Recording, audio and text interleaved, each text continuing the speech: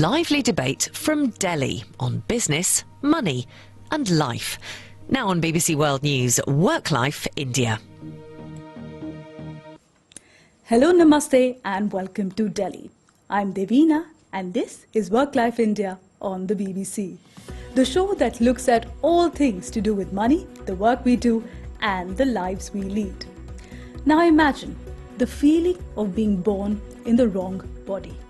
Struggling with your gender identity as a child, feeling frustrated and confused as you grow up. That's the painful reality faced by nearly 500,000 transgender people in India. So we're asking, how can we transform transgender lives?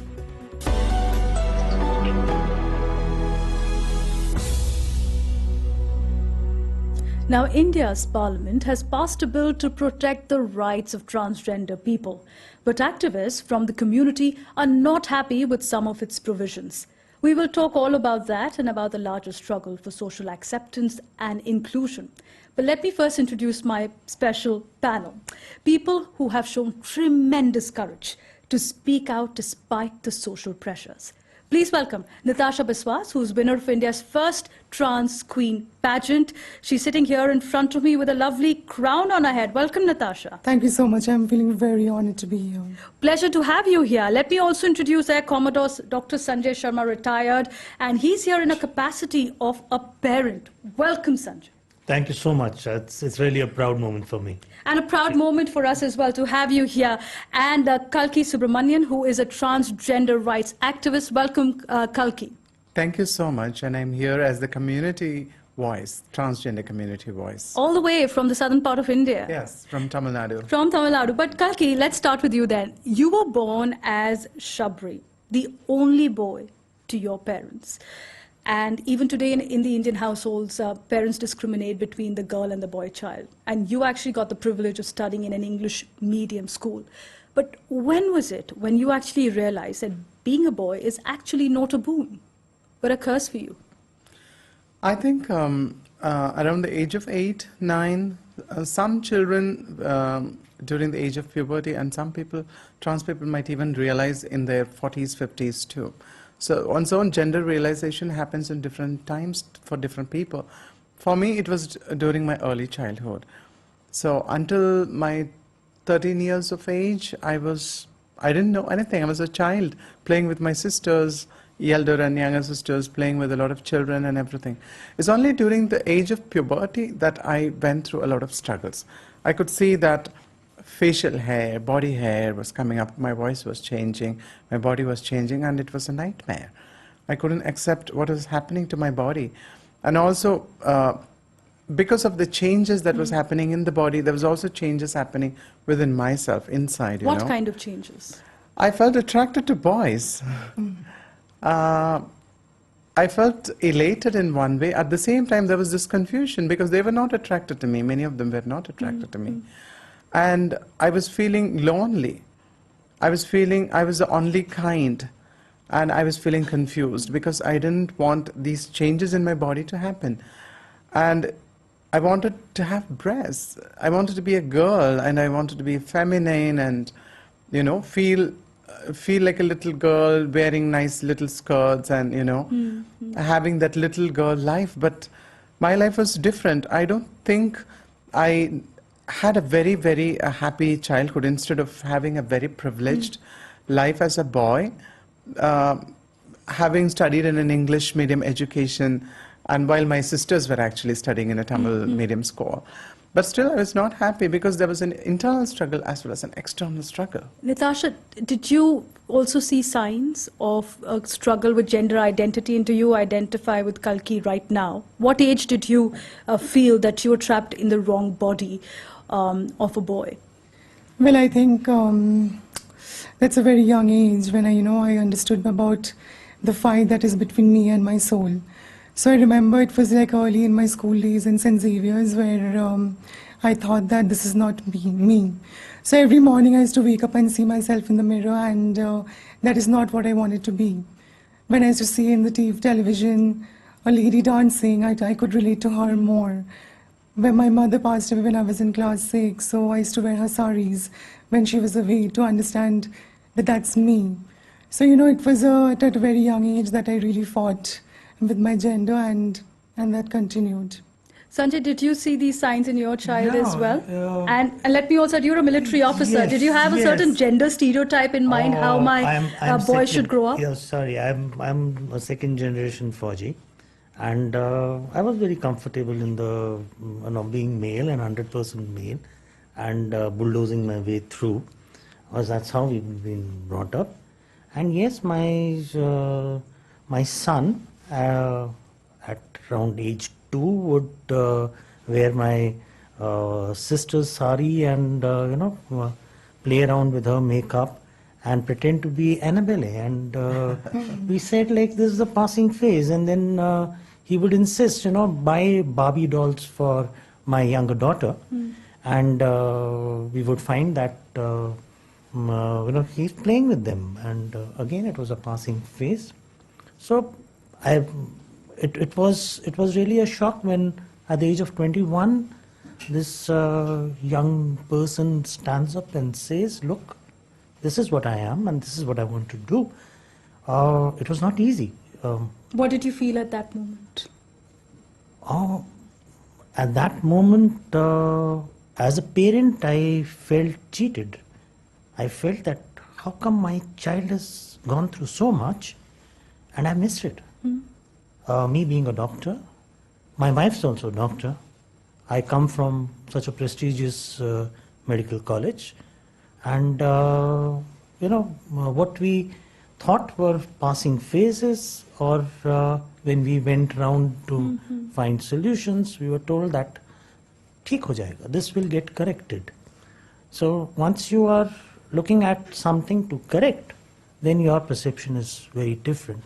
I was at that stage when my child was 21, and she said that this is who I am. And I did go through that struggle of trying to understand.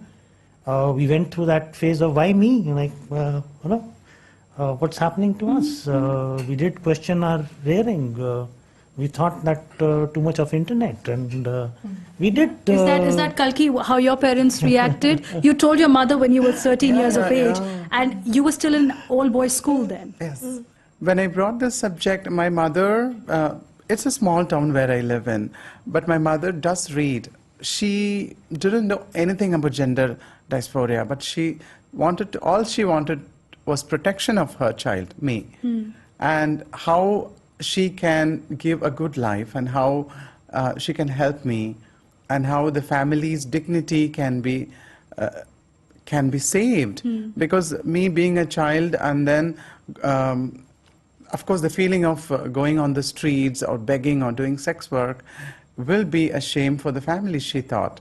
So But she was terrified. she wasn't ready to accept you who you are. She thought that you would be thrown out of the house. And when you say begging and doing sex work, it's actually also referring to the marginalized section of the transgender community in India. Yes, our Hijra community. So because wherever she saw a transgender person, that was the example she had, They were thrown out of their homes, they were begging, doing sex work, they were ridiculed and ostracized, discriminated, and my mother was terrified, and any parent would be terrified when they see that. And even today, when a trans child comes out to the parents are worried, terrified, because where is the protection for the child in school or in college or in public? And in your case, your parents actually supported you. Yes, And Natasha, my mother. Your mother supported you, and Natasha, your father didn't support you initially. Yeah. But is that also a reason why you decided to change your sex, undergo the gender affirmation surgery? Yeah, I think, when my father was not with me initially, when I wanted to transition, so I still remember that the first time when I came to Delhi, so I wanted to change the city because I wanted to take up this journey, because staying at home and doing this where my father thought I would put him to shame. So, I took this new journey of coming to Delhi all by myself, and I started transitioning, started meeting my psychiatrist and everyone. So it was all from my savings that I did a job as a stylist, and that is where I started. And you earned that money. So both of you actually took life-altering decision, and your daughter as well, Yes. Sanjay, because going through a gender transitioning and doing the surgery, it's not only painful, but it's also emotionally impacts you. Challenging. And Kalki, what happened after the surgery? What's the first thing that you remember? You mean in the hospital? Yes, the first thing that happened to you, the first realization, you've woken opened. up with a new body, which you are comfortable in. What was your first reaction? It was a mix of physical pain, but an exclaim, what to say, like it was Exhilarating euphoria. moment. Yeah? It was euphoria with the physical pain, but it was mentally, it was euphoria. But the physical pain was nothing before the euphoria, because that occupied my whole heart. And it felt like, at last, for so many years, I've been waiting for this moment and this day. I'm sure she must have felt the Natasha, same did you too. feel? And Natasha, Yeah, for all you of us actually it's the went a same. step ahead and got a voice surgery done yes, as well. yes. And just to change your voice Yeah. to sound more feminine. Exactly. So, like, this was a very life-changing decision of my, surgery, because I still remember before the voice surgery, the doctor made me sign an agreement where it was written I would have lost my voice.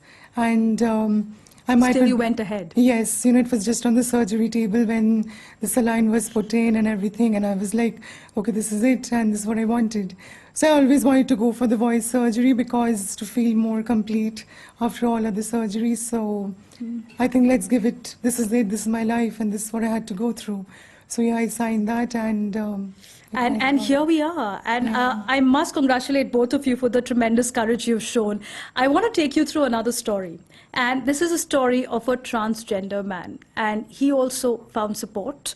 But this is a person who didn't feel that whether he is a boy or a girl till a very late stage of his life. He saw that he is a boy trapped in the body of a girl. Now, how do you deal with these physical and emotional changes as a teenager? What are the social pressures for a transgender man? Here is a glimpse into the world of Meenakshi and how she embraced Manav. 34-year-old Manav is busy giving a head massage to a customer in a small salon in Delhi. But just 11 years back, he was struggling in his head to find his own identity. Born as Meenakshi, Manav tells me he experienced discomfort from a very early age. I never liked to wear dresses like my sisters. I grew up talking and dressing like a boy. I hated my monthly periods. I never liked it when boys asked me on a date. I just felt different. So at the age of 23, he decided to change his sex and told his father. It was very difficult, but my father somehow understood. He was an uneducated man, but he supported me. My 6 sisters, they felt I would be a male heir to my father's money. I wish they understand the turmoil raging inside me. Manav's doctor, Ruchi Gupta, tells me it was a complicated process. Like these patients, what they do is they resort to breast binding because they want to go around in the society as a male. So this is usually the first surgery that is done, and the second surgery is the removal of female internal organs like removal of uterus, ovaries, etc. Then the third surgery is penile reconstruction from either the forearm or the thigh. Back in the salon, shaving his beard, Manav says it took him 3 surgeries and nearly $6,000 to feel comfortable in his own skin. But his biggest test was a trip to the washroom. After my last surgery, I found the courage to go to a men's washroom. It was a different feeling, like a weight lifted off my chest. I use it regularly now. But I still use a women's washroom near my shop. I'm very conscious that people there know my real identity. He has now found love and is now married. But the complications continue as the couple now wants to find a sperm donor to have a child and complete their family. There are challenges, but let me first take you through what a parent feels at this moment. Because Sanjay, when a transgender person transitions, it's a freedom. You feel free. But what goes through in a mind of a parent at that time? See, one always weighs the happiness that is there on the child's face. This is a struggle that was going on in his mind. Even the day of the surgery, that anxiety of whether I will finally go through and get what I think in my mind, when that happened, and that pleasure that was there, that's. Did you find it easy to call your daughter by her new name, Tasha? See, it can never be easy for a parent. I will be lying if I say it's easy. And it's so easy for a parent to accept things which are socially acceptable. So when I was hearing Kalki's story and I was hearing Natasha's thing, and I just remembered that my child came out to my wife first, and she was watching a movie, and he came in, and that time this thing he says, "Ma, I think I'm homosexual."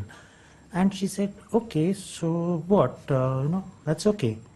And why that was okay? Because that was okay as far as the society The was sexual concerned. orientation is more easily More accepted acceptable, than the gender and then identity. And Kalki, that's the point. Like, after even going through the gender affirmation surgery, do you find more acceptance? For example, at workplaces, according to the National Human Rights Commission, almost 96% of transgender people don't get equal work opportunities. Do you feel that after changing the physical outlook, do you find more acceptance among the people? I have worked almost like 3 years after my surgery, and it's kind of a mixed feeling, I would say. I found acceptance in a couple of companies, but in the third company I worked with, I had acceptance among fellow employees, but my executive was not. So it was difficult for me because he was homophobic, transphobic, but my colleagues were trans-friendly, homo-friendly. But it was difficult because the executive himself, the head of the department was transphobic, and it was very difficult for me to And deal. Natasha, you also underwent a similar discrimination at workplace. Given that scenario, and as Sanjay has pointed out, social awareness is needed. Do you think that could probably come with, say, a quota system, a reservation for transgender people at work and even in education? Yeah, I think reservations should definitely be there because this community has been fighting for so long. India being one of the oldest for the trans community, and it hails, and so many transgenders are living in this country. So I think it's very important to have reservations, because without that, the other trans girls will not come out of their closet to get the benefits given by the government. Because, I still see in Bombay that when I go for my work, transgenders are begging on the road, which I don't like, because to my experience, I think the straight mainstream boys, like a heterosexual man, would like to hang out with a possible trans woman. But there are, women are of different shades, so is transgender women. So we should all accept one another, and that is through mainstream. We have to get the transgenders in the mainstream. Sanjay, you actually started an organization to work for transgender rights after your child's experience. Where do you see India at the moment? Are we a progressive society? Because recently we have passed a bill in the parliament. And the intent, I would say, is quite in the right direction, because they try to create equal space for transgender people. But there are protests around the way you need a certificate from a judicial magistrate to identify yourself as a transgender person. There are questions also on civil rights of marriage adoption, which are not mentioned. It also doesn't criminalize something which is a serious sexual assault of rape. But despite that, do you think that India is still progressing? At least we have a law now. To answer your question, because it's quite a long one, but the fact... We're short on time, that's why. The fact that we have something, we have a conversation going on, the fact that we are sitting and talking about it gives me a lot of hope. Also the fact that we have somebody who has put in a legislation, that also gives me hope. There are issues. This bill is a step back. This is a bill which is made for people without understanding them. Okay. It is made for a human form without respecting the dignity of that human form. So we do need to work on this. We do need to take this apart. We need to, probably petition it to the higher level and say, let's review. Let's review. We have done a very good job. Well, we have taken the first step. Let's go further. There is also a National Council of Transgender that is proposed in this bill, which will now be enacted as a law, where they've invited suggestions from all the key stakeholders. But Kalki, what about social awareness? Because a law can only do so much. We've seen in the US, in the UK, similar debates are going on about various gender recognition acts and laws in place in these countries. But how do you change the social perception? The social perception can be changed only through education. We cannot change, I'm so sure that we will not be able to change our elders. To make them understand gay people, to make them understand transgender, it is not possible. But we can change our children to be open-hearted, to be accepting, to be trans-friendly, to be gay-friendly, to be LGBT-friendly, to be more human, to put it into a short.